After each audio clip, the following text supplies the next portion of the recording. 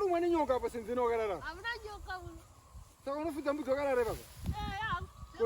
Kodzikara sika mbudzi sekuru uchati kuti. Adzirasiki. Ndotogara ndotosimuka ndidzitarira kuti dziri. Saka unochaza kuti ingani mbudzi baba so. Chi? Mbudzi unoziva so. Ndoziva. It20. Zvako wakangwara zvako. Ndakapuwa imwe hwani zvena sekuru, ndakapuwa chimwe chikweme na sekuru. Chipi chikomo chawakapiwa baba? Icho chikuru. Kuti uite? Ndakapasa chikoro. Wakapasa? Waita nambani? 13. 13 kupase koko? 1 3. Kupase koko? Kusite mano pa 40 zveni. Akambonyine magadziro mwedzi unoyo. Kana sekuru tora chimbudzi icho ugoka uda uvura igweka nevanhu kana uchida utengese. Kana ndatotengesera ivi, animbakonyi kune magadziro. Kana uda chimbudzi chekuzuza iyo. Mari? Chekusvikigwa la sekuru. Yekusvikira aite. Mbuya, chekusvikigwa la mbuya. Chinorova dzimwe icho.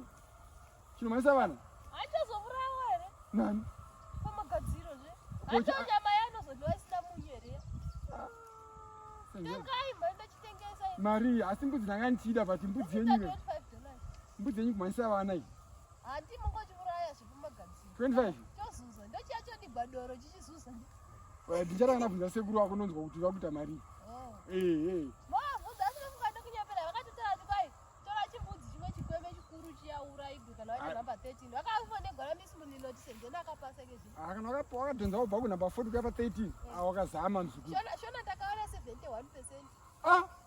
71 saka shona ndewakagona kupasa ke. Shona ndine blue kuna ndine red asi shona ndine blue. Chichiza achibva pa 13 uye ku1.